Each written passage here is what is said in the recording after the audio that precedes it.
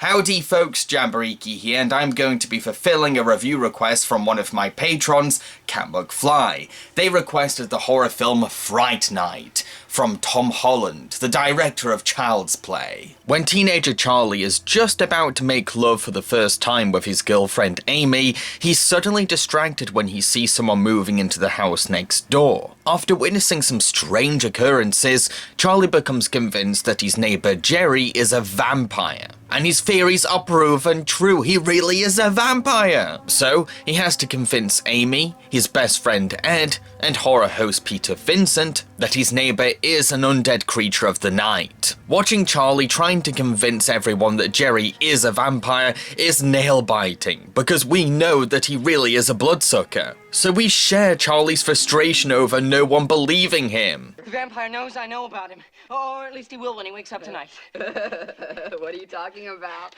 I have a vampire living next door to me, and he's gonna kill me if I don't protect myself. What?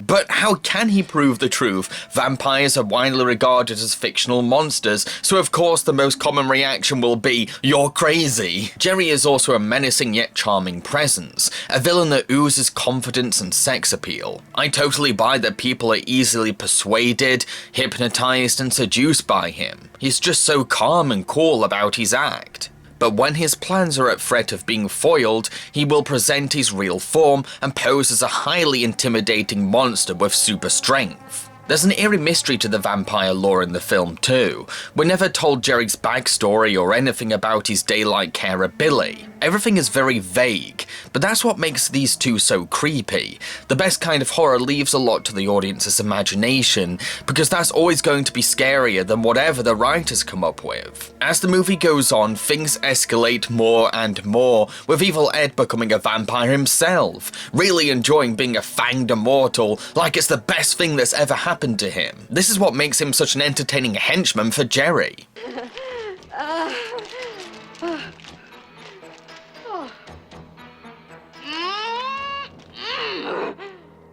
His dinner's in the oven.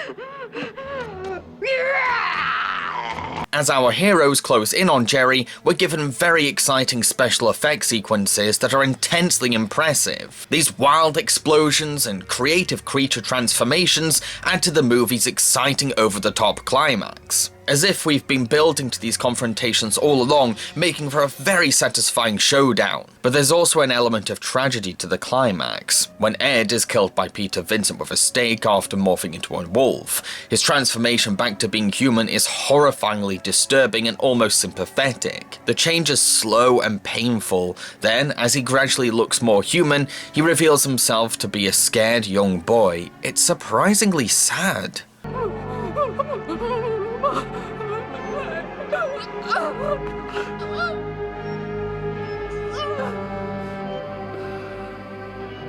I'll admit that Charlie isn't the brightest lead character, from not taking advantage of evidence that could at least convince police that Jerry is a murderer, to trusting a horror host to help him over a professional priest. However, he's still a teenage boy at the end of the day. Everyone makes mistakes at that age, plus he does try to become a more mature hero as the movie goes on. Once he starts realizing that his mistakes are beginning to have consequences, and that Peter Vincent isn't the hero he thought he was. Speaking of Peter Vincent, I'd say that he's the best character in the film. He's a failed actor who now screens his old vampire B-movies on local television, but even that show has tanked, due to the changing times in horror culture. I have just been fired because nobody wants to see vampire killers anymore, or vampires either.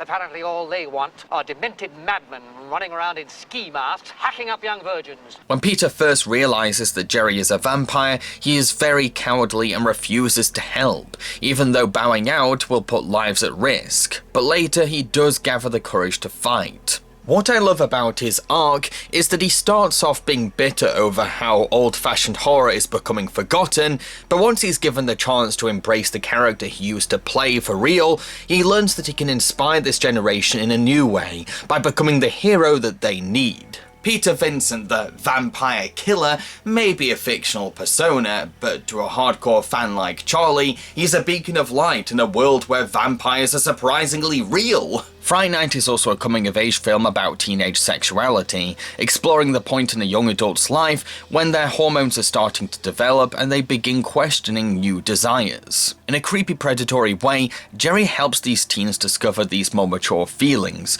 while also having very devious intentions. Amy and Charlie's relationship also fits into this theme, both being interested in sex but also facing complicated emotions about it. Amy sees romantic value in losing her virginity to Charlie, but is also nervous about making that step, especially when Charlie's interest in her is flip-flopping due to his suspicions over Jerry. There's also a homoerotic subtext to this film, and no, that's not me reading too much into the movie, as it has been confirmed that director Tom Holland intended on this. There's nothing directly blatant about the gay and bisexual allegories in this film, but the suggestions are there when you pay attention. There's little things that could be read as queer coding, like the possibly romantic relationship between Jerry and Billy, the image of Jerry coming out of Charlie's closet, and the way Jerry looks back at Charlie while he's being spied on. All these things can be interpreted on a deeper level. Is this movie really about the AIDS crisis in the 80s? Or perhaps Charlie's questioning of his own sexuality? The movie's refusal to outright spell anything out